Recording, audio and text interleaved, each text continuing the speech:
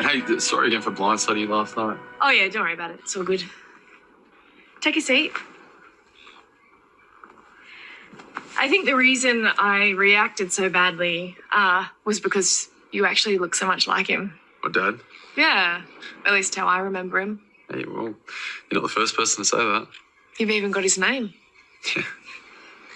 That's definitely his smile. I'll never forget that. Anyway, I didn't invite you here to talk about the will or anything like that. I guess I just... Have a lot of questions? So many. Yeah, me too. But you first. What was he like as a dad? He was great. Like, came to our soccer games. He helped us with homework and stuff. He was involved, you know. Made sure we felt loved. Was he like that with you? Oh, I was pretty little, so... What about your mum? Were they still together? Yeah.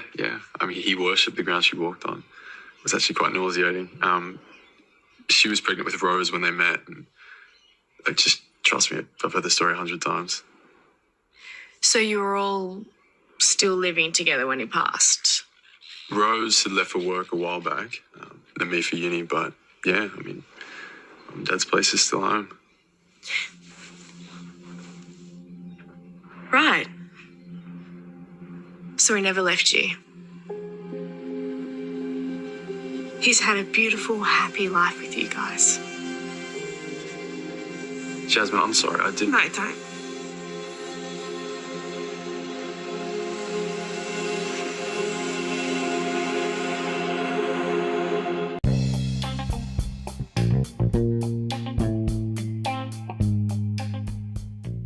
Hello and welcome. This is Coastal News, a home and away podcast where we unpack the latest week's episodes and discuss the residents, their lives, and all the drama from our favourite fictional town, Summer Bay.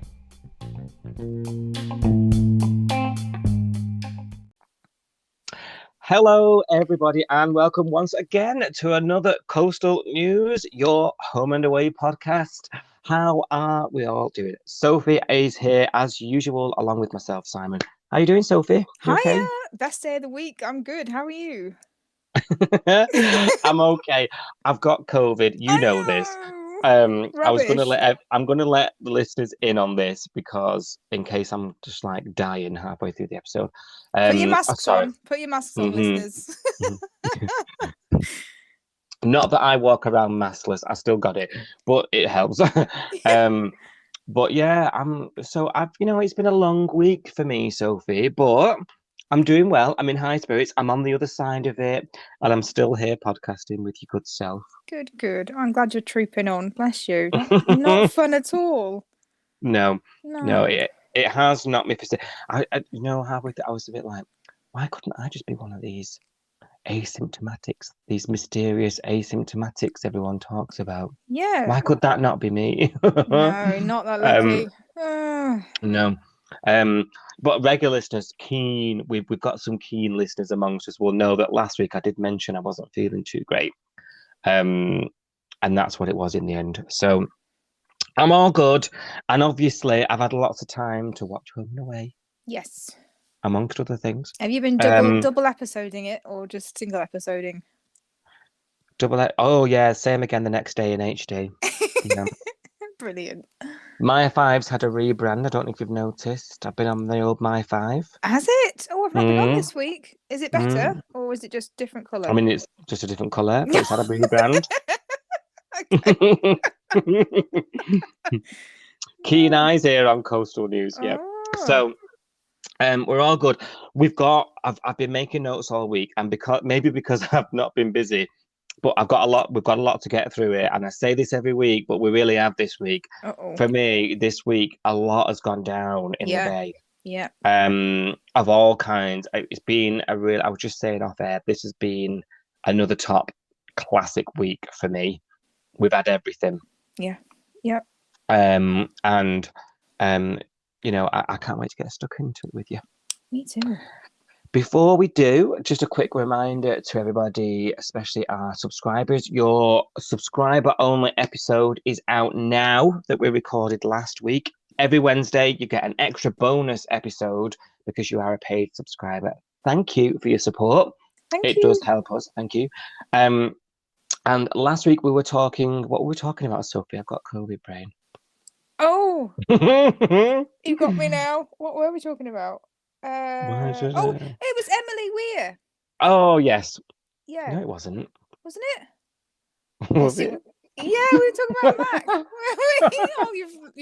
You've got me wondering now. Hang on. It was, wasn't that it? the week before? No, that was Peer Diner. It was Emily. Yeah, it was Emily. She was in the news, wasn't she? Yeah.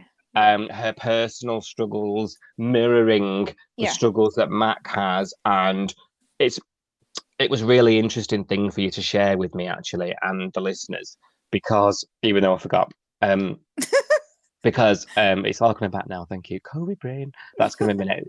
You know, it's going to be minute. That's going to be months now. I'm going to blame that. What's my excuse? Asymptomatic COVID brain. Oh, there we go. Cider. You know, Mac's real life struggles. Yeah. Sort of being the same as what we're currently seeing on screen with Mac, and I found it riveting. And I'm not being sarcastic. Like, I really found it interesting. Go check that out if you're a member. If you're not a member, click the link in the episode description below. You can subscribe for 99p and get access to all 9 episodes so far. New extra bonus content every Wednesday coming your way. Right. Do you want your headlines? Yes. Okie dokie. Stick thing goes missing. God, you should have warned me. Mia finally walks amongst traffic.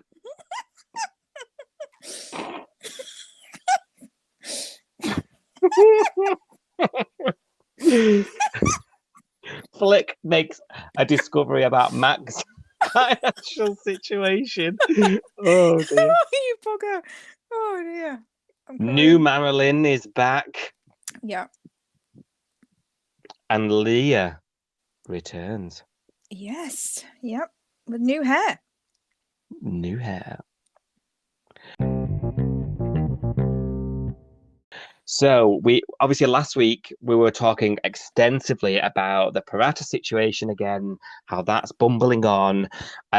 Mia's really not coping. Chloe definitely isn't coping. She was getting in the old way of everything between Nick and Bella, wasn't she? Third wheel. Third wheel. And she this week she sort of comes she sort of takes the advice. She's back at home. She's back at the Parata house. She's writing in that old diary again. She is, documenting every thought, every evil. We were saying, weren't we saying? I know. And last week we were saying how that must be significant, but it didn't play out this week. She wasn't in it for a lot of the week, was she? It was only really the beginning of the week that they showed her again because of the whole drama with. I can't even talk about it. You know what? Well, I'm sorry, but you're a podcast host. I don't know how to say it. Nick's personal property went missing at the beginning of the week, and then mysteriously found its way back to the bathroom somehow. Can I say, I'm going to have to interject just very slightly. And I know I do it anyway, but I had a tweet off a follower this week. Yeah. It's a regular interactor, Catkins. Oh, Catkins, if you're listening, if you're listening, hello. Hello. Love our home and away chats, so in depth, and I really do enjoy that you reach out to us a lot. And this week, Catkins said stick thing. Now, when talking about what you're talking about. Chloe called it a stupid stick. Yeah, but like that was like really frowned upon. I thought, oh my gosh, and at that point I thought, well, we made it into some sort of pop culture.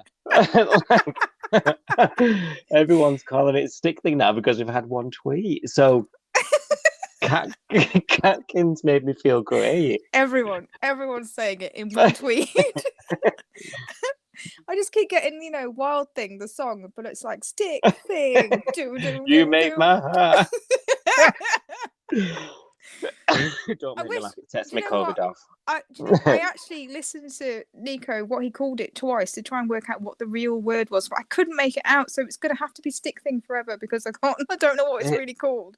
Oh, we sound ignorant, but we're not. I know it sounds like we're laughing at it, but we're not. If you listen back to the episode, it was an we're laughing. unfortunate phrase that I came out with, and I didn't mean it the way it came out, but it was funny at the time. Yeah, we're laughing at each other, aren't we? Yeah. Rather than that. Tayaha or something. Yeah, something like I just couldn't, and I don't want to get it wrong. It's worse to get it wrong than to call it stick thing. I think, isn't it? Sorry, I went there. So it's gone missing, and there's a common theme. Nick's being agitated by Chloe, getting in the way of him and Bella. She's not happy that there's this idea that Bella's going to take photographs of Nick with it. She had that assignment, people in motion, and she was coming up with rubbish ideas like, oh, let's go and eat and have a coffee and take a picture. People eating in the diner, people blinking.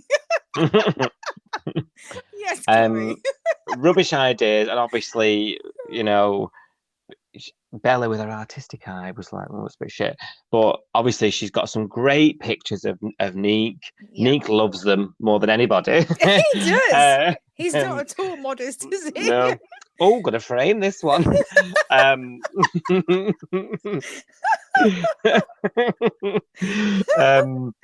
And it really puts Chloe's nose out of joint, and Stick Things goes missing, and she obviously does something with it, right? She obviously does, but it's what. Nick's the only. We were saying last week. Nick's the only one that can see through it all. Yeah. The whole family. I'll tell you what. The whole family are just hell bent on how Chloe feels about this whole thing. Yeah. that everyone's forgotten how Nick feels. That's the way I saw this week. For me, I was thinking, but what about Nick? Is that tire, that stick, is really important to him. It is. That's his connection to his family. That's what's getting him through. He's using that as his outlet. Yeah. Right? Why are we all bending over backwards for Chloe?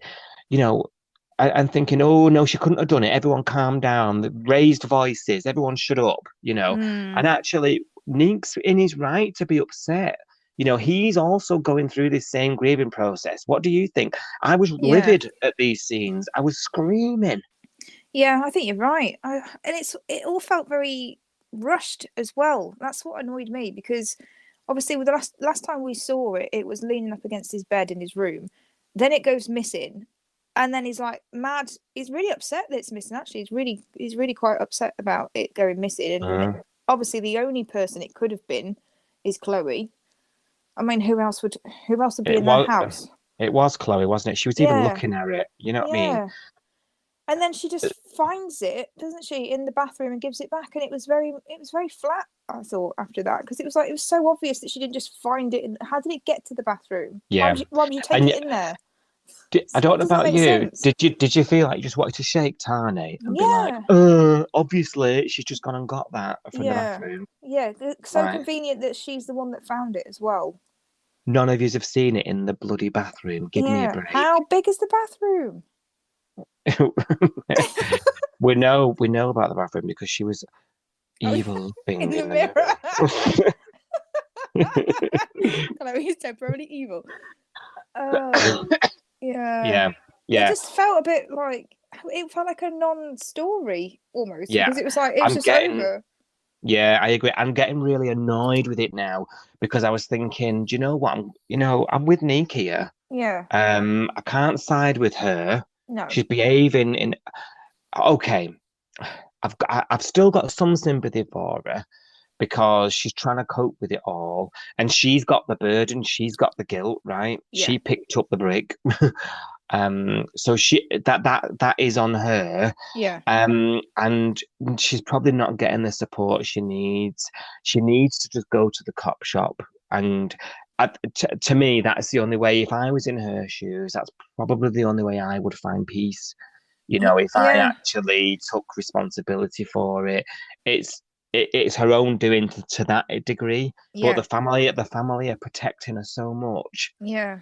It would be another way to get to the end of the story again, in that she'd have to go to the cops eventually and just say that she did it. Yeah, exactly. And I think the family are too hell bent on how she feels and and protecting her from doing that. And I think I don't even necessarily believe it's for her. I think that I think Mia just wouldn't be able to cope with another thing happening. Her daughter getting arrested for murder. I think there's some sort of selfish motive in there as well from them, is that they're not just protecting Chloe, they're actually protecting themselves because they can't deal with her, going down for murder, I guess.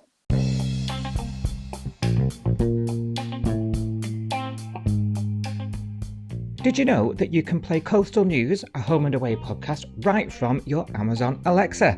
Just say, Alexa, play Coastal News now. And of course, you can still catch your latest episodes on all other podcast apps, including Spotify, Apple Podcasts, Google, Castbox, Audible, Player FM, and much more. Just search Coastal News, a home and away podcast right now, wherever you get your podcasts from. And with Mia as well, like Mia's got her own stuff going on. You know, she's sleepwalking. And you and I were talking about, does she know, was there a conversation about an and we found out this week. He didn't tell her. He didn't tell her, did he?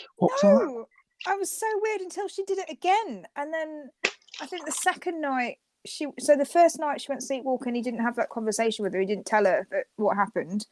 And they had this weird conversation about how tired she was or something, didn't they? And he was like, I know. It was really odd. Yeah.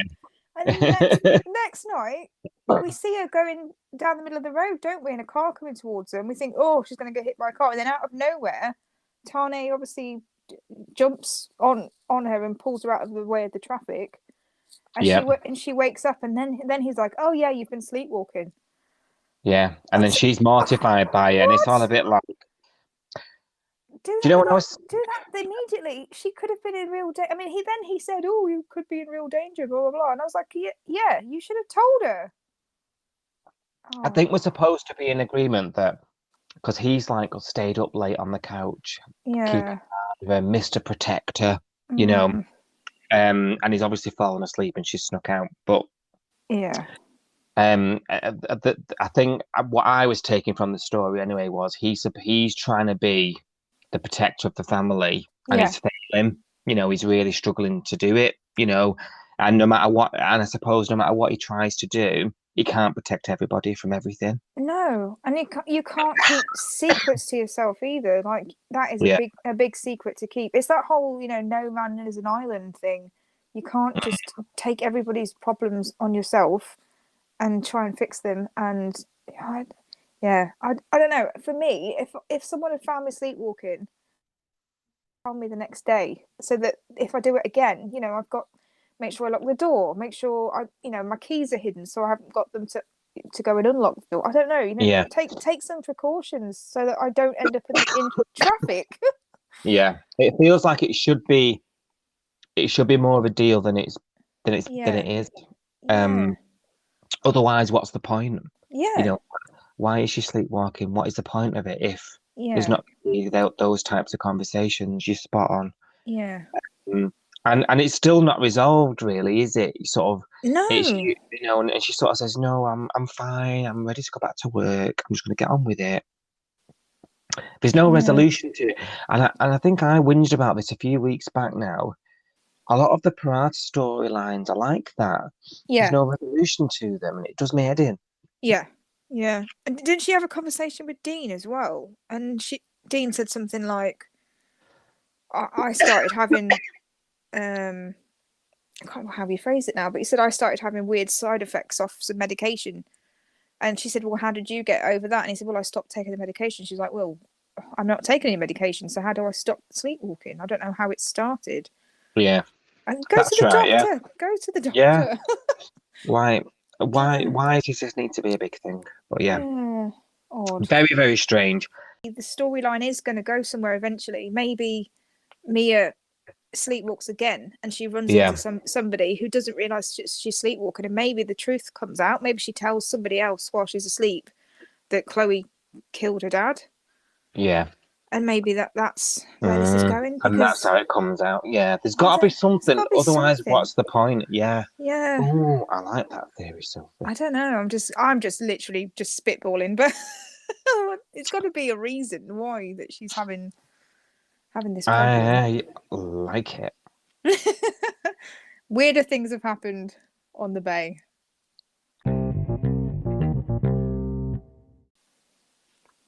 So Flick has discovered that Mac's having a bit of a money problem. We know about Mac's money issues from the week before. Yeah. And she's been trying to cover it up, but obviously Dean's in the loop. Yeah. Ryder's in the loop now. Yeah. And Flick's obviously having this discussion with the supplier who won't hand over any of the fish until she's got payment. And she's like, what's going on? Day. Yeah. So, you know, things quickly become, you know, Flick's a bit like, what's going on? There's been this awful stuff about Flick's hours and that she needs to go home and you've not got a job anymore. And Flick's a bit like, she's behaving a bit strange. Why, you know, I'm doing a good, and she is a good waitress, you know. Yeah, she's better than Bella. That's true. So she's a bit perplexed, isn't she? Why Max suddenly like, you needed me and now you don't. You know. Yeah. And she even vents to Jazz, doesn't she, over the pool table? She's like, I think she's fired me. Yeah. You know? Yeah.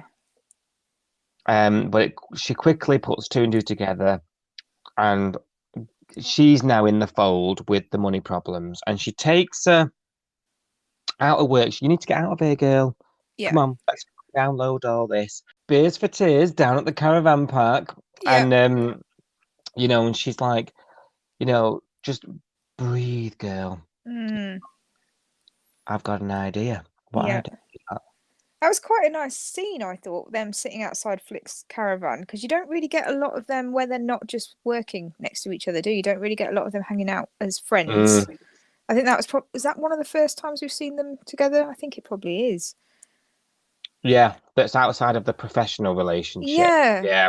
Because they've not really had any storylines, crossover storylines, I don't think, before then. So I actually quite enjoyed that whole, I was like, oh, this is a new dynamic, like Mac and Flick, because I really like both of their characters. So the idea of them becoming friends outside of work, something that's, I find that quite interesting.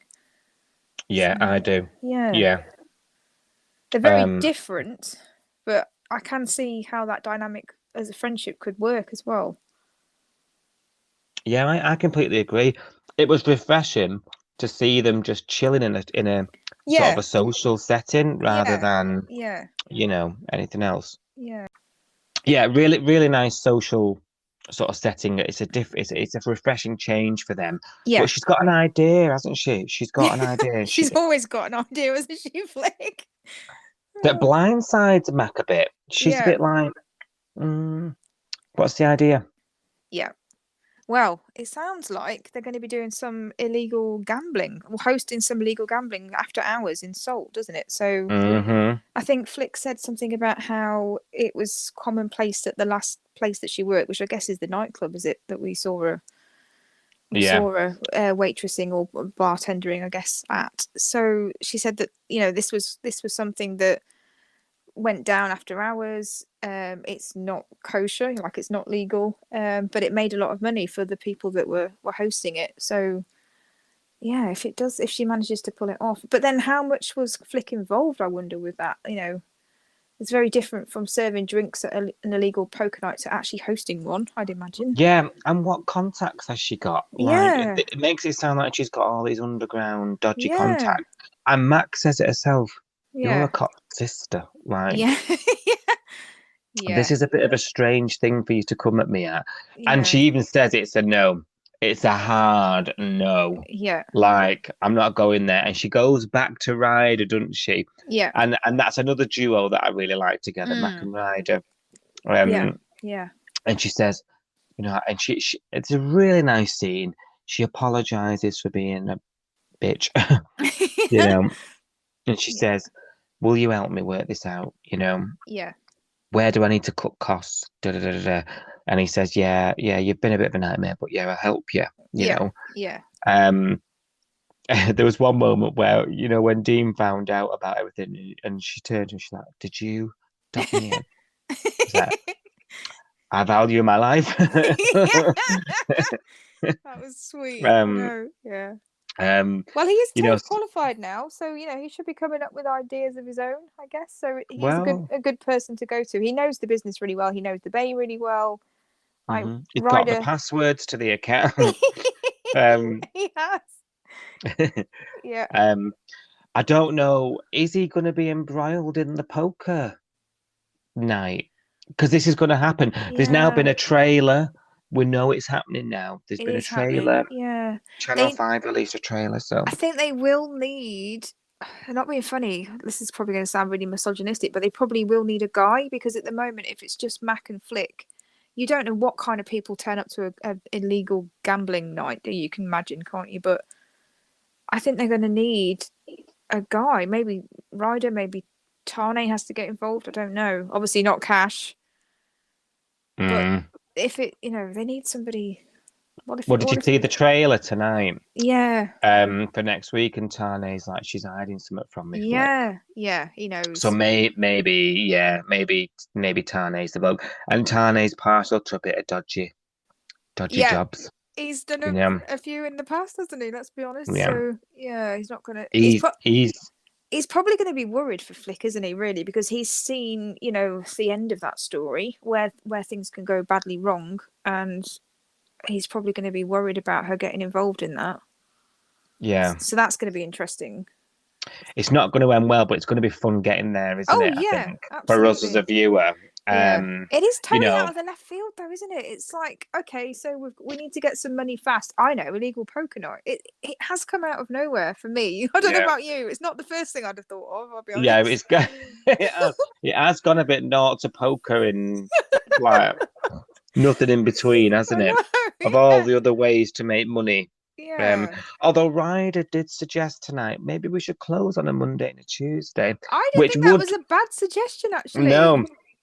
That's the first place I might have arrived at, close on your quiet nights. Yeah. I think I might have suggested that as well, but she wasn't keen on that, was she? She said like the customers like routine or something. I wasn't sure about her reasoning for that, but yeah. Despite only barely breaking even on a Monday. I know. I don't think it's quite uncommon for restaurants to be closed on a Monday. I know loads of restaurants that are closed on a Monday. It's quite normal. Mondays and Tuesdays are known as the quiet nights. Lots of pubs shut early. Lots of pubs that normally do food don't do food on Mondays and Tuesday because they're not going to make any money off it. So quiz night on a Wednesday, get people in. Do things like that, don't you? You know what I mean? Yeah. Can you imagine a quiz league or something with Alf and... I'd love it. I'd want to be on the team. Alf and Roo arguing about the answers.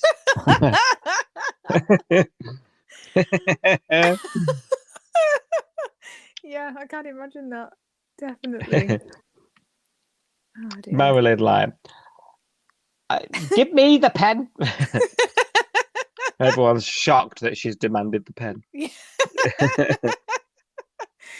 Oh man, yeah, I can definitely see that. The problem is that, as we've always said, it's such a small place, captive audience. There doesn't seem to be that many tourists in the Bay anymore. It seems to be just the locals.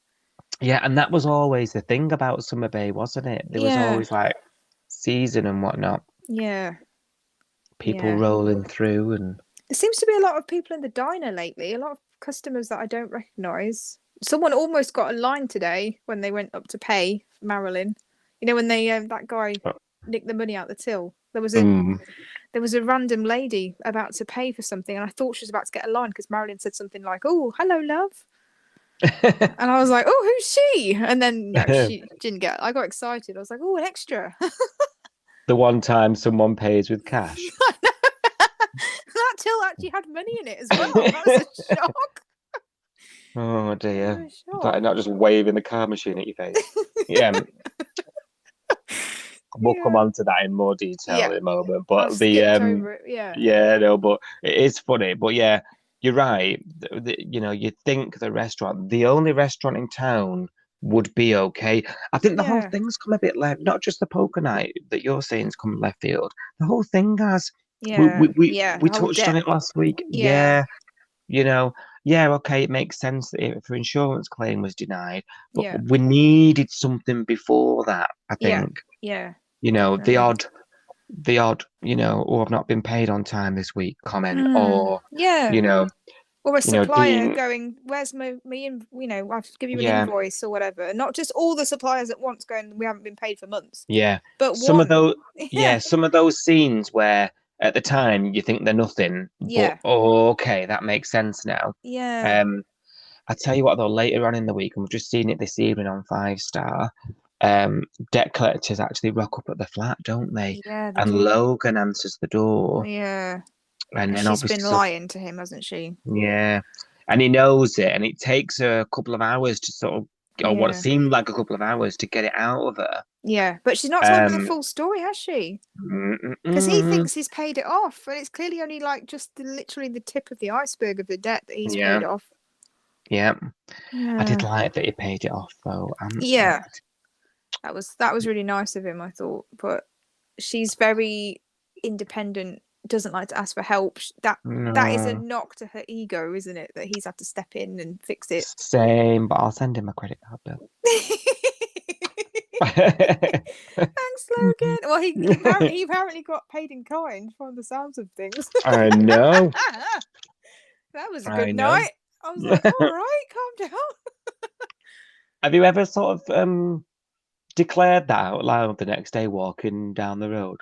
Not in front That of was a Marilyn. good night. Not in front of Marilyn and Rue. They were literally like right in front of them. And he was like, yeah, that was great. And I was like, oh, I'm cringing. I'm seriously cringing. I thought, surely that your enjoyment, your review of what happened the night before would have come up before that point. You'd hope so. I mean, it's nice to get feedback, I guess.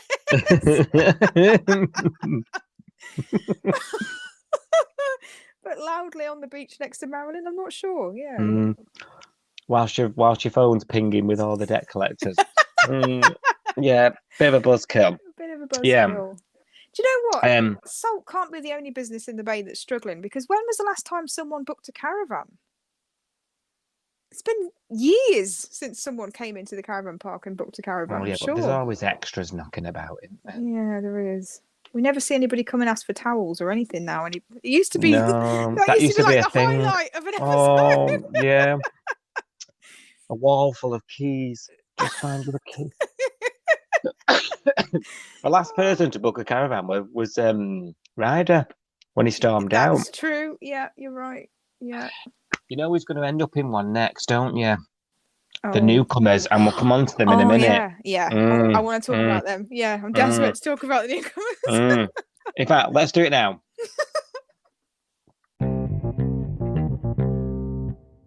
So Jasmine receives news via Irene, isn't it? Because Irene answers the door one late night, and there's a strange boy at the door, the back door, where only friends go.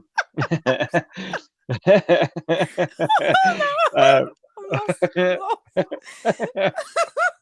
mind is in the gutter. Oh, dear. These things, they wind me up. And you know, have you gone round to a stranger's house? Back door? No. Never. I can't think of it. I can't think of a single time I've ever gone through someone's back door.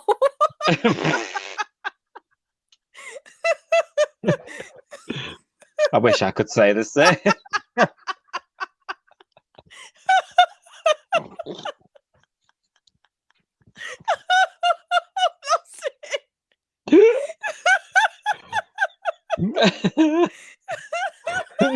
I can't breathe.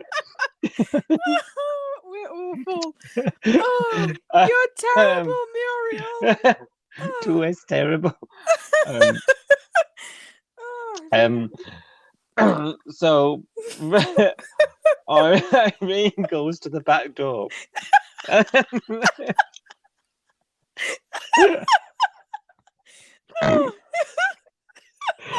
And she's got some boy stood there saying that he's Jasmine's brother. Oh dear. Yeah, that was a surprise. Considering we thought Jasmine was an only child. Yeah. Now, obviously, I talk about Jasmine's backstory a lot. I think Jasmine's a really great character. Yeah. I love her backstory. So this, to me, I'm all over this, right? So her brothers turned up. We learned, didn't we, last week, that her dad had died. Cash had found out, that whole thing. So she knew that, and she was sort of getting on with her life. It didn't really affect her because her dad abandoned her in her eyes. Yeah. Back in the day, she was like 4 or 6 or something, and he dropped her off at school, never picked her up again, and she ended up in the foster system. Yeah. And that's how Jasmine has come to be today. Yeah. In a nutshell. Now Dad's died. This brother's turned up saying, "I've just found out about you from the will reading." Yeah. And she's like, "What? This is untrue. This is a scam. This can't be a thing. They want my bank details." Yeah, she's flipping out a bit, isn't she, about this? Yeah. I got the impression that she didn't actually believe it was a scam. I think she did believe it, but she didn't want to. And I agree. That whole self-protection thing that she has, that came out, and she was like, "No, it can't be true. It can't be. It must be a scam." Because that was a leap to get to there. I think it was. She just didn't want to believe it. She just didn't. She wanted it to be a scam. She wanted it to be fake. Yeah, I completely agree. And if I say it so many times, it'll be true. That kind of deflecting, really. This can't be happening. And I think it's because she's scared of finding out things that she sort of feels like she's better off not knowing. Well, she's painted a whole story of her life in her head, isn't she? I mean, the story that we kept hearing all week was, my dad left me because he didn't think he could be a very good dad. That's the reason why I'm in foster care. My mum died. He couldn't cope with being a dad. So he thought I'd be better off, if he wasn't around, he wasn't a dad. So she's painted this picture in her head of her dad as this person who is an incompetent father who can't handle the responsibility of having a child. And that soothed her, because she's like, it's not my fault. It's nothing to do with me. It's him. He couldn't cope, and I think that's what she's latched onto. And now, with Xander and Rose turning up, and she's found out that they had him as a dad, and it sounds like he was a really good dad to them. Went to their football matches and their, sports days and whatever else they did, whatever else dads do in soaps. These kind of soap dads. They they go to all the football matches and clap, don't they? That's what dads do. But it's painting this picture of this dad that she never had, but it's not the dad that she had in her head. Yeah, correct. And there's that really poignant scene where, because the brother is Xander, that's his name. Yeah. And he sort of tries to go back to. He's back at the beach house, isn't he? He's having that one-on-one with her. Yeah. And she says to him, "What was he like?" Yeah. Oh, he was a great dad. Him and Mum were in love. Yeah. We did everything together. Yeah. And she doesn't like it. No, because it's the opposite of the story that she's told herself her whole life, isn't it? Yeah. This is it. And she shoots that down right away, doesn't she? Yeah. And Xander doesn't know at this stage, because we find out later on, because there's also Rose, Xander's half sister, and by default Jasmine's half sister as well, that they were told a different version of events. So there's these two sort of juxtaposing versions of what went on. They were under the impression that they drifted apart, and that was that. Well, I don't know. I was trying to get my head around this, because they said they didn't know about her until the will reading, so they didn't know she existed at all until the will reading. But then in the next episode, they said that they thought that Jasmine's dad had split up with her mum because they just drifted apart. So that must have been what the mum told them. Their mum, I mean, their mum must have told them that. But did their mum know about Jasmine as well? we've Yeah, got I to did- assume not yeah. at this stage because of that. You're right there. Yeah. Very, very keen ear there. You know, It was a bit um, odd. I was trying to work out where what the storyline was, because one minute it was we've just heard about you, and the next minute was, oh, we thought you and your mum split up, and I was like, well, which is yeah, it? You've never heard of it, or you have heard of it? yeah. And as the audience, we've got all these questions, haven't we? You know, we're Yeah. like, you know, why would he never contact her then? Yeah. Or why is he not attempted to? He's written Yeah. her in the will, so why? If he's written her in the will, he's willing to do that. Why Yeah. has he not bothered to try and reach out to her? I know. You know, It's we've got odd. all these questions, and Yeah. we're currently yet to have any answers. But Yeah. just as they're about to sort of give up and leave town on her, because Rose sort of interjects a robbery at the diner Yeah. that we just briefly mentioned before, where the money was stolen from the till. Yeah. And she sort of interjects it and ends up at YCPD. Yeah.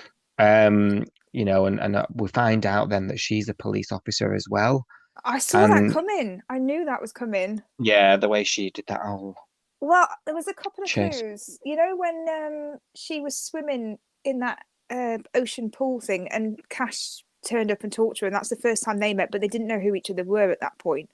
God, And he said and then she saw him after that. So she was flirting with him at the pool, and then after the pool, she met up with him on the beach, and he was wearing his uniform. So that's when she said, "Oh, you're a copper. I should have known. I always seem to meet men in uniform." And I was like, "That's a really weird thing to say." So that stuck in my head. Yeah. And then when she went chasing after the guy, and she like caught up to him, and also like sort of arrested him, didn't she? Like she. So I was thinking at the time, she's a cop. She said something about uniform earlier, and now she's arrested this guy, and that's not like a citizen's arrest. She looked like she knew what she was doing. Yeah, the whole arm grab and everything. I saw that coming. Yeah. I was like, she's a copper. No, she's a copper. There's something between her and Cash. There's something going on there. You know, you mentioned her meeting Cash down at the sea pool thing. Yeah. I just thought, ew, what is he doing?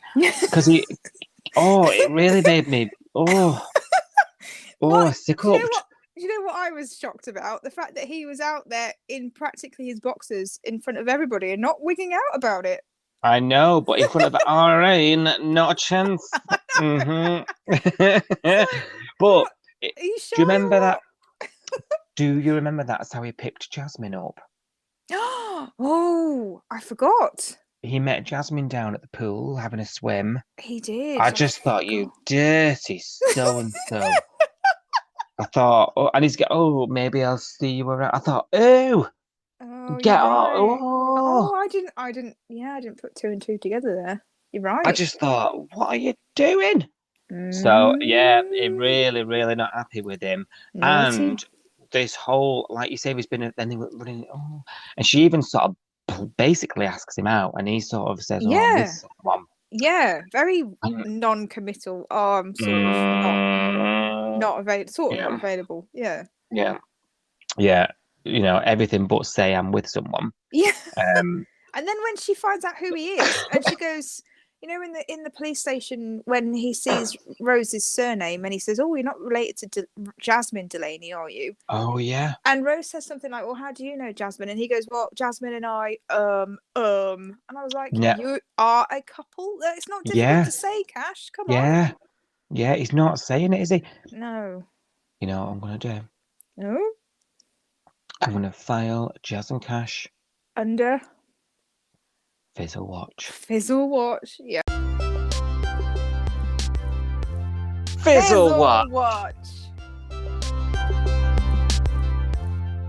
Yeah.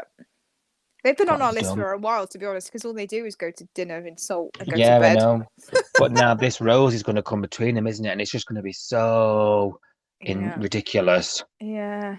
But yeah, honestly, he looked really impressed with her. You know, when he turned up to arrest the guy, and she'd already got him under arrest, basically, and he looked so impressed. Like he was looking her up and down, like, "Wow, yeah, cool." And I was like, "Oh, I'm a bit uncomfortable," because at that point we also knew who she was, and he didn't. Yeah, the whole thing's making me feel a bit sick. I'm really annoyed. Oh, But obviously, you know, they don't leave town in the end because Rose No. learns from Cash when you Mm. say, you know, they talk about the name and everything. Yeah. And Cash is the one that says to her, you do know that he dropped her off at school one day and never picked her up. Yeah. She's got a right to be the way she is. Yeah. And that's the penny drop moment for Rose. Yeah. And Rose goes back to Xander and says, we can't abandon her again like Dad's done. Yeah. And Jasmine's quite happy that they were going to leave. I know. This is the dawn of my new life. Yeah. And then rat-a-tat on the door. She's like, "What are you doing here?" And then that's how we've been left at the end of the week. So, they look like they're sticking around. They're going to rent a caravan. They're going to be the next one. They are. Or they're going to have a room at Irene's because she's got so many rooms that we never see, apparently. What do you make of them? What do you make of the new arrivals? I really like them. I think they're fitting in quite well. We've said before that sometimes new arrivals in Summer Bay I really struggle with at the beginning, and because they've normally take Theo as a recent example. Yeah. There's normally a really big agenda, there's an attitude, or there's something wrong that they're running from something, and you really can't get into it, you know. Yeah. But these guys immediately, maybe it's because of the connection to Jasmine, and Jasmine's my favourite. Yeah. But or maybe not, I don't know. But because they've got this, they've come here through this really sad event. The story is, so they're immediately already ingrained in the story that I already know about. Do you know what I mean? It's not a new story that I need to learn. It's Jasmine's story, really, isn't it? Yeah, true. No, I quite like them. I do, yeah. I think I like both of them so far. I mean, my hackles are up a little bit with Rose and the whole thing with Cash, but I actually really like her character, the way that she's coming across. I like their connection. I like the scenes that we've seen between the two of them. I've really liked. They seem quite. I agree. Yeah. Considering they've just had this really horrible thing happen, they've just lost their dad, who sounds like he was a great dad. He wasn't a horrible person, all that sort of stuff. You raise a really good point there. Yeah. Because they've just found their dad's died as well. Yeah. And they've just found out at the will reading that they've got a sister. Yeah. That's mad. That's a mad story. So it is. And they don't seem to be here with bad intentions. They seem to genuinely care about how it's affecting Jasmine. Like both of them are worried about making her feel worse. You know, I think they're coming across as really nice people. I hope they are, because you know. I do. There doesn't seem to be a secret or a bad thing that they're running from at the moment. Yeah. You know, and that's normally how new people enter the Bay. And look, we knew we were going to be getting new characters. There's so many leaving. Yeah. If the others I was give a good first impression of these two do, I'm excited about the next sort of 12 months. Yeah, definitely. Yeah.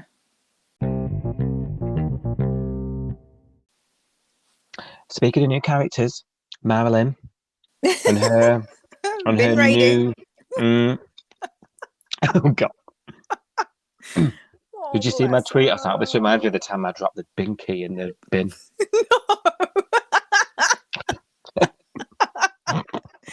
Oh no! I did wonder what was going on when she was like being a trash panda and like emptying the bin out at the caravan park. We saw it in the trailer the night before, and I was like, "What on earth is she doing?" Well, my favourite though was before that, where she made Rue a tea, and Rue she gave it Rue. This would be great if it was my dad's. I like coffee, not tea. Well, make it yourself. I'm only at work, bringing you what you ordered. That's your job. I loved that. The bit that I loved this week was when Leah was back and they were in the diner, and it was like Rue, Leah, and Irene, and they're talking about Martha, but Rue changed the subject back to Marilyn and said, "Oh, I'm really worried about Marilyn." And Leah said something, and then Marilyn walked in and she was like, "Oh, back 5 minutes and already judging me, Leah." I see Rue's covered you in all the gossip. That made me laugh. I really do like Marilyn when she's like that, because not obviously she's upsetting people. That I don't like that bit, but it's because there's been times so well, though, she does. Yeah. It's Emily Simons, and also she's one of those characters where there's times where you just wish she would be a bit like that. Yeah, you know. Yeah. Because she's so nice and so naive Yeah. most of the other time. Yeah. There's times in your life where you need to stick up for yourself. Yeah. And when Absolutely. you see her just doing it, you just think, yes, go on. Yeah. And obviously, when we went through the first look synopsis last week, I was like, yes, it sounds like she's back. and it's because she's taken herself off her medication, isn't it? Mm. You know, she doesn't, and I suppose it's an important issue. Yeah. You know, she feels like she's not normal. Yeah. She's got to be taking this medication just to feel right, and Yeah. she's struggling with that battle, isn't she? Yeah. Yeah, definitely. And that's why she was going through the bin, wasn't she? Because she threw out her medication, didn't she? That was the whole. Because she said, "Oh, I don't want to have to take this for the rest of my life. I don't want to have to take this to feel normal." And that's absolutely, that feeling is absolutely normal to feel like that. It doesn't feel fair when you're on medication to, you know, make you feel how you should feel. You feel like you've been robbed of something, and you feel like, you know, I shouldn't have to do this. Other people don't have to do this. But the truth is a lot of people, especially nowadays, especially with the pandemic and people working from home and all mental health issues that have come from that, a lot of people are taking, you know, anxiety tablets or other things to make them feel normal. And that is actually normal now. So it's something that is really important to talk about, because it's something that probably a lot of viewers watching it at home are in this situation as well, that they're probably on some you know, medication, long-term medication, and it's making them feel like, oh, I feel pathetic because I have to take this just to feel normal, and I've got to take it the rest of my life, blah, blah, blah. And you feel like you're the only person, because people don't talk about it. It's still a stigma. It's still something that people hide, and it's really brave of her, I think, to come out and say that. And I think it's really important to say it as well. Yeah, you're right there. Because at the time watching that scene in the diner, I was thinking, why? What is it any of Ruth's business what she's taken and what she's not? It isn't any of the business. It's between her and a doctor, isn't it? Yeah, it is, absolutely. But it's also really important to say it, because more people than ever are doing this, and the stigma is still there, because you know, you don't want to be the person that's on anti-anxiety medication because you think you're the only one, and you're not. Yeah. So what if people know? Is sort of what the message I was getting from it. Yeah. It doesn't matter if people know, because 9 times out of 10 they all support you. Yeah. And they'll do anything for you. And it's all in it's you that's making it the problem. Yeah. Not it's not actually a problem. And everybody's got, was it Irene? She said the words, everybody's got the demons down. Yeah, she did. Yeah.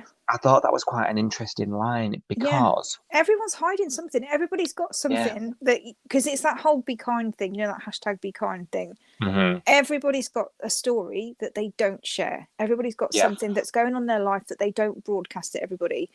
And it's the whole don't take people at face value. Think about everything that you are carrying around, and imagine that everyone you meet is going through something, and treat them you know, with respect and all of that sort of stuff. It's a really important message, I think. I agree. I completely agree, and I think and I think that is the intended message, and I think it worked really well. It did, because it's a character we care about. And Irene sort of saying that to her made me think, okay, this obviously as well opens up to potential stories like longevity for Marilyn, because look at Irene, everyone's got their demons down, right? AKA look at me, right? And her very documented, very long battle with alcohol addiction, and how much story that has given her over the years. There is now the potential, if this is Marilyn now for the rest of her days, there's going to be occasions in the future where we can get good story from it. You know, that her medication's off, or she's off the wagon. You know, do you know what I mean? Like a bit like it is with Irene. So there's going to be that is now part of her, and it's okay to embrace it. You know, and as consumers of the show for entertainment purposes, not any other. You know, obviously when awareness piece, we understand why. But for entertainment purposes, that's going to give us some great stuff forever, really. Yeah, definitely, because that's going to be something as a writer. If I was writing for the show, Yeah. That's going to be something that I could lean on through a really tough time for Marilyn in the future. Yeah, absolutely. And we know that Marilyn's had, mental health storylines in the past as well. It's something that's constantly been within her character. Yeah. So this is just adding more layers to her, isn't it, basically? Absolutely. Now, Rue does manage to get her to Logan. Yes. Yeah. And she's like, no, don't worry, with the whole tribunal thing. But he does sort of help, and credit to him, Yeah. after Neve, Logan can do no wrong for me. He's paying debts, he's sorting Marilyn out. Yeah. And he does, he gets her tested right away, he gets her sorted. And she has this moment where she builds up to telling him, Yeah. I've not taken my medication on purpose. Yeah. You can see it's a real big issue for her to build up to admitting to it. Yeah. Because there's an assumption. She thinks she's going to get into trouble, isn't she? I mean, yeah. I think the problem is that she doesn't think she deserves compassion for how she's behaving, but she absolutely does deserve compassion for how she's behaving. Yeah. And I think she's expecting somebody to have a go at her and say, you stupid woman, why have you not taken your medication? But nobody would say that. Everyone's worried about her. Everyone wants her to feel better. So there's an assumption, isn't there, up to that point, that the dosage is wrong. Yes.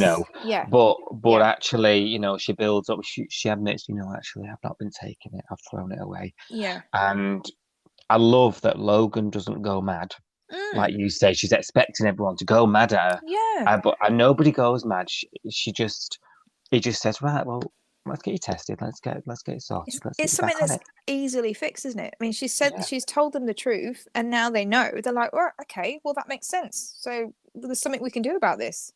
Yeah, let's not flap. Let's just get it sorted. Yeah. Yeah. And even when she announces that it was self-inflicted, everyone's like, I know, bless her. Okay. Yeah. So she's on the road, isn't she? But yeah, I think it's a very interesting writing decision for characterization of Marilyn, because that changes her now, and that can be leaned on in future storylines, which I think is clever. Yeah. Because that's, Irene's got her demon, as she puts it. Yeah. That has been leaned on many a times, Yeah. like, and I'm not, I don't want to trivialize Marilyn's situation. As you say, many viewers watching find themselves in the same boat, but she's just embracing that it's now part of her, and we're living with it, Yeah, and it is that whole message about how everyone is carrying something. I mean, if you looked at the people that were standing around the table talking to her, like you say, Irene documented problems with, alcohol, her family, and all the things that she went through. We've got Rue, whose mum is currently dying, whose mum previously faked her own death. She's carrying a lot of trauma, and all that stuff with her daughter Martha. She's got all of that going on. Leah, God, there's loads about Leah, isn't there? It's like at the moment, it's Dimitri and Theo that she's carrying, but she's had so many storylines in the past. All that baggage that she's got. Everybody's got something. Yeah, absolutely. Haven't they? And that's the point, isn't it? And nobody loves you less for having whatever it is that is your demon or whatever. Absolutely. But it's who you are. It's part of you. It's not something to be ashamed of, etc. And I think that was the point they were making. I thought it was really good, actually, that storyline.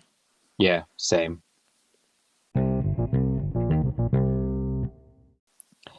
Now, Theo's a bit nervous this week. He's, there's lots of phone calls with Justin. I know. He's covering up the phone with a cloth. I know. I love that. It's not ringing. It's a cloth. It's a vibrating cloth. Oh, bless him. If only it moved and cleaned up on its own. He could invent something, couldn't he? Off that? I know.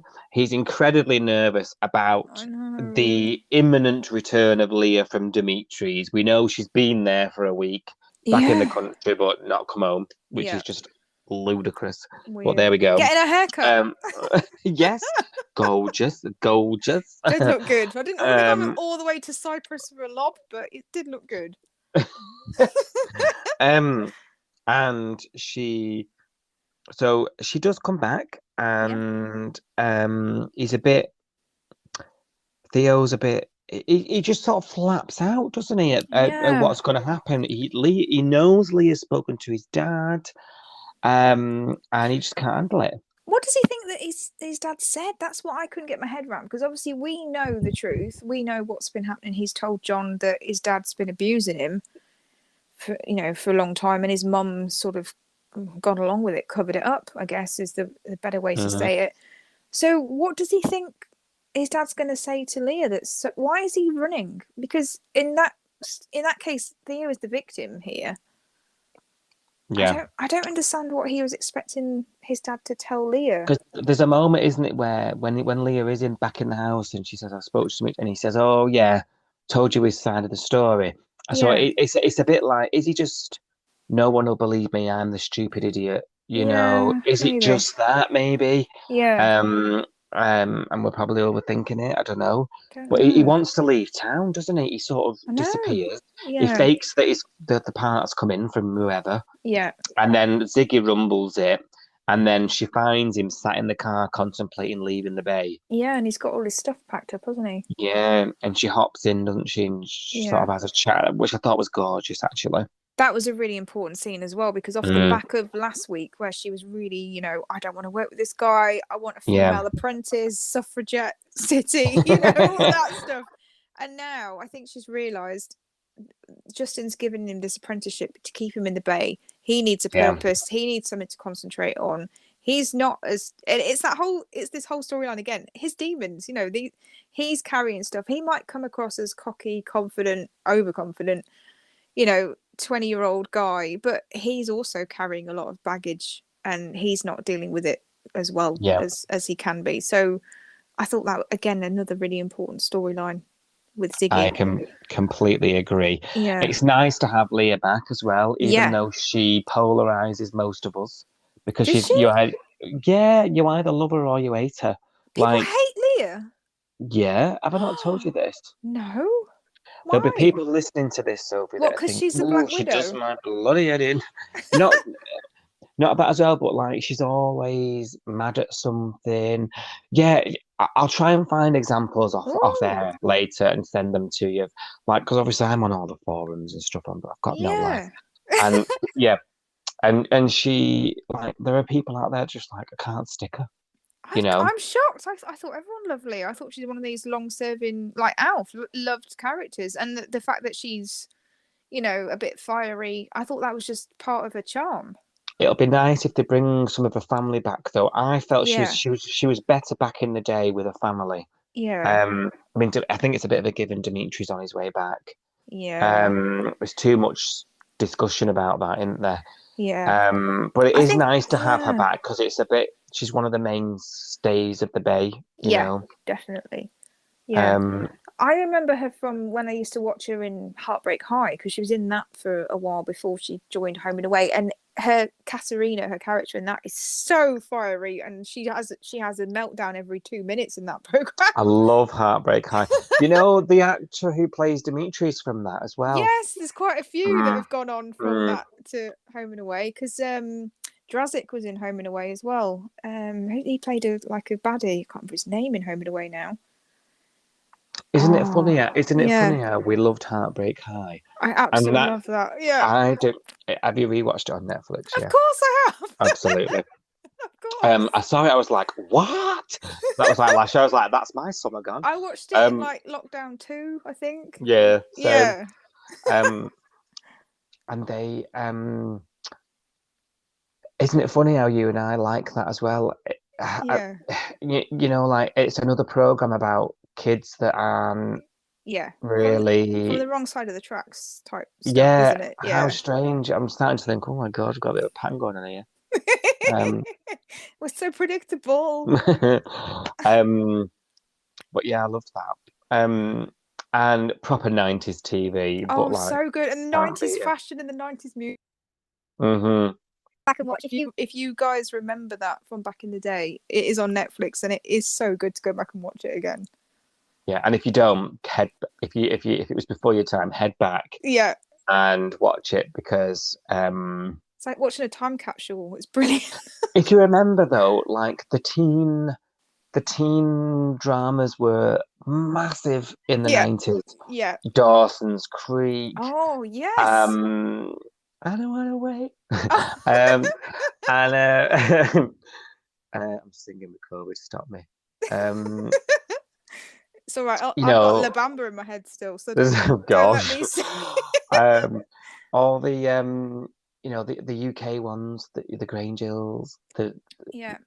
what was the Geordie one? Why is it Biker Grove? Biker Grove. Oh my like, god, I was obsessed with Biker Grove. I used to and talk with a Geordie accent at school because I thought I was so cool.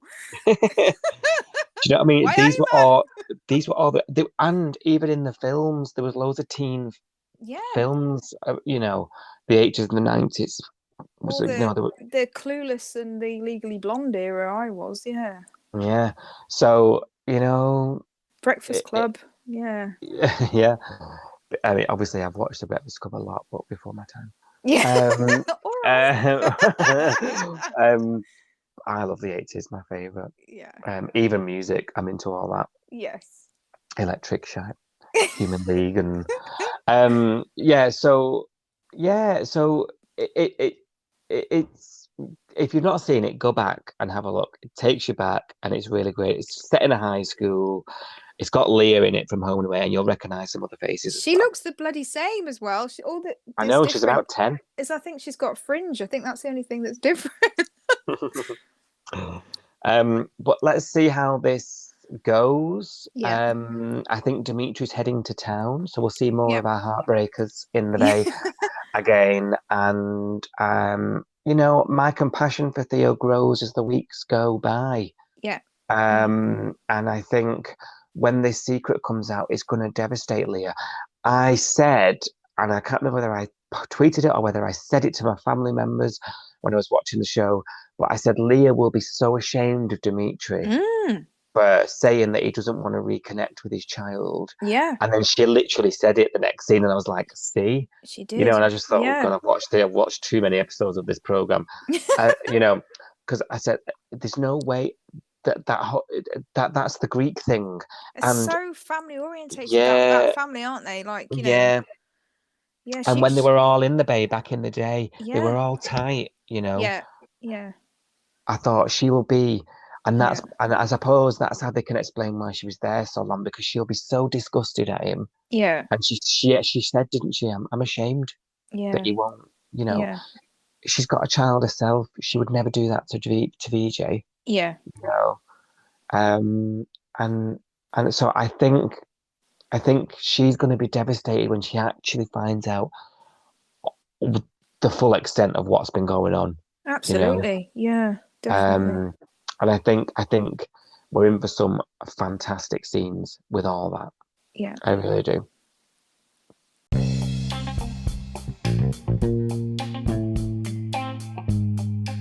Right, let's do our first look before I cough a lung up. And get on with this, and hopefully next week I haven't recontracted COVID for the podcast. I'm talking now, but I reckon I'm going to get it off you now, aren't I? I've got my mask on just in case. You said the podcast variant. Yeah. Let's have a look at what's going to be going on in the bay in the week ahead, and I'm really excited. Why am I excited about the show at the moment? I think the show's fantastic. I'm not bored of anything. No. I'm not. No. Like, I'm not thinking. I'm not rolling. Sometimes you're just you're rolling your eyes. I'm into everything. What about you? Yeah, definitely. I want to know more about Xander and Rose. I want to know more about the Theo and Leah storyline. Yeah. I want to know more about Marilyn, how she gets on. Yeah, there's loads of stuff. I really want to know about the poker night thing. I really want to know what that's happening. The poker night stuff looks quite exciting and quite... have you seen the trailer? I have. So it looks a bit like a bit naughty, a bit sort of sexy and a bit proper, just a bit different, something different. I think we need it. We've had a lot of tragedy lately. And even the Parata stuff is getting a bit but it's engaging enough. I still want to know about it, so I am absolutely all over Home and Away at the moment. So Monday, Mia tries to ease her loneliness by planning a family feast. That old classic. Another dinner. They don't go down well, do they? They don't. 9 times out of 10 there's a drama. Yep. And it doesn't actually get eaten at all. Jasmine refuses to get along with everyone. Well, I don't really blame her, do you, to be honest? no, But I really don't blame her. she's taking it out on the wrong people, but they're the only people that are there, so it makes sense.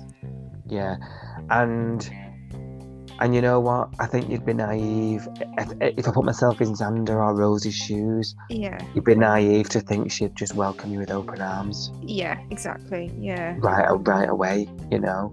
He looked so nervous though. Did you in that scene when he turned up at Irene's and Irene was on the phone to Jasmine and Jasmine was in Salt? And she's like, come home, love. There's a visitor. And she's like, who is it? She's like, just come home. And it kept panning back to Xander sitting on the sofa and he looked so scared. I just wanted to hug him. I thought he was so cute. That was probably one, you've fallen in love, and two, that was probably the actor's first scene. Yeah. On probably genuine nerves. Yeah, on like mega TV show Home and Away, and Irene Roberts is on the phone. I know. I'd have been screaming internally, I'm on Irene's sofa.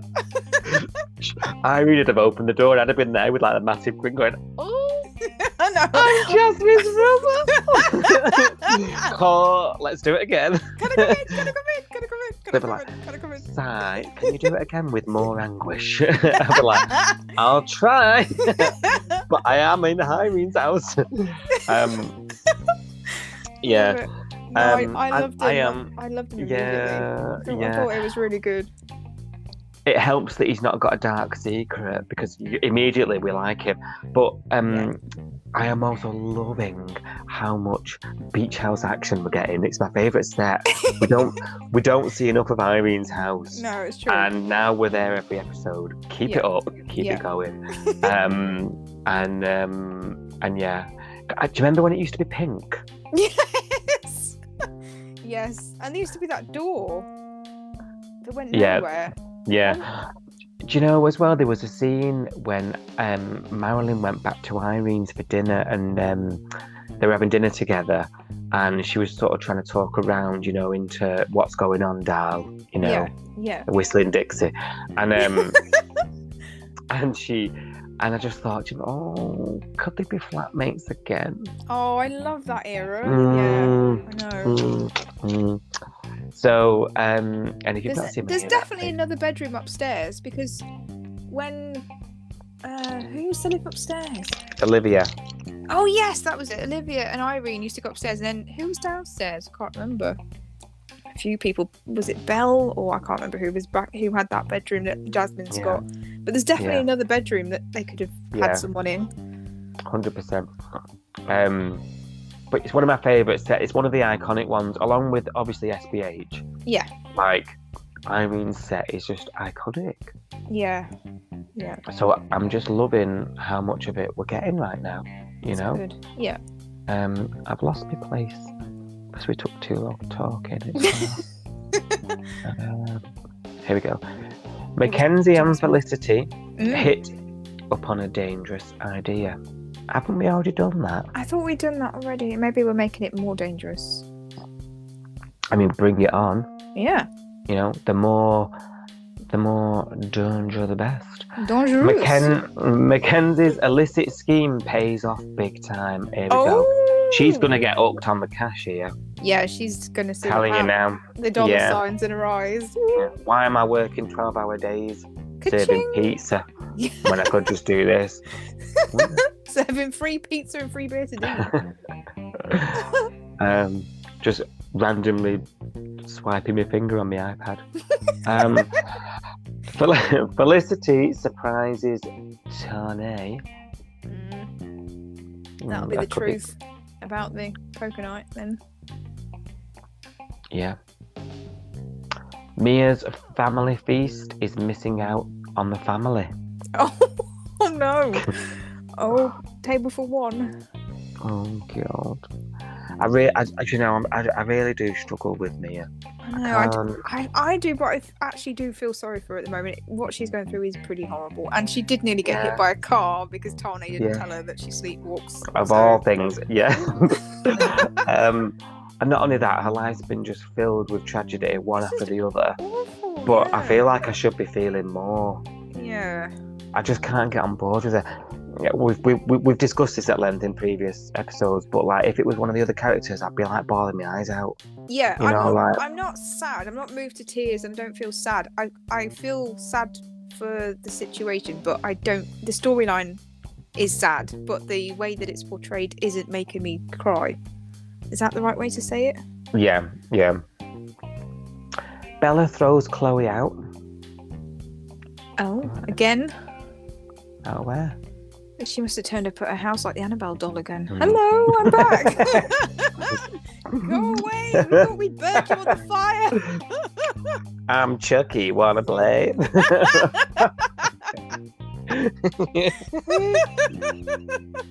Oh, no. Oh, she's got the red hair as well. Jesus.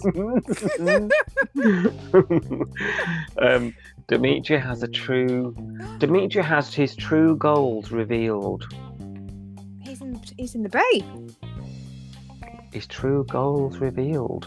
His true goals. No What's idea. he after? No idea. Theo and Chloe leave. That's what it says. Wow. But in the next episode, Chloe and Theo find love on the run. Oh, Oh, hang on a minute. So Bella hang on. has rejected Chloe. So she's clinging on to the only other person in the bay that she knows likes her, and that is Theo. She's gone running back to him. Is that what we're saying? Yeah, but it looks like they hook up. Yeah, but she's been rejected, hasn't she? So she's feeling really needy and clingy. She's tried to cling on to Bella. Bella's told her to rack off. And the only other person that she knows in the bay that actually has a thing for her is Theo. So she's gone to him because he'll give her attention. Yeah, and he'll respond to her. Do you know what? She is so manipulative.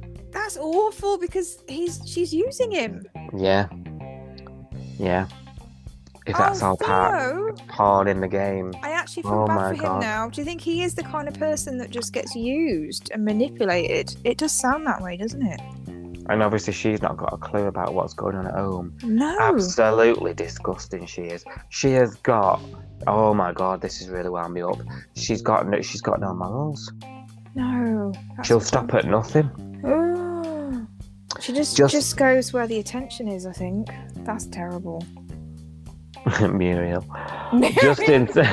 Justin starts to suspect Dimitri.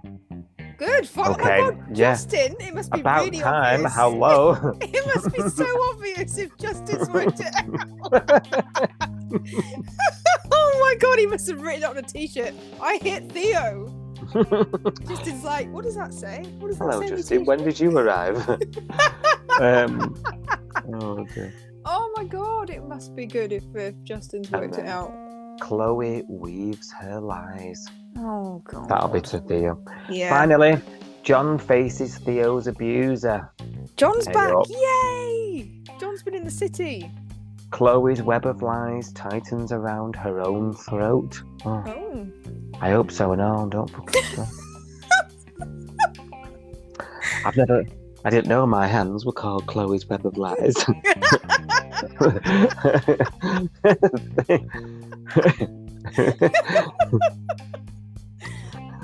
Okay, interesting week ahead. I'm looking forward to that. Week ahead. Can we just watch it now? Skip ahead now. I know. That's the only problem doing this, isn't it? You just want to watch it. Yeah, definitely.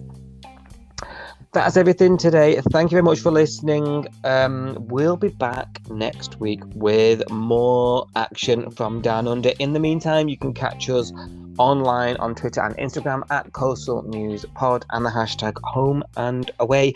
Thank you so much for listening. We really appreciate it. We'll speak to you during the week as always. Thanks a lot. We'll see you then. Bye-bye. Thank you. Bye.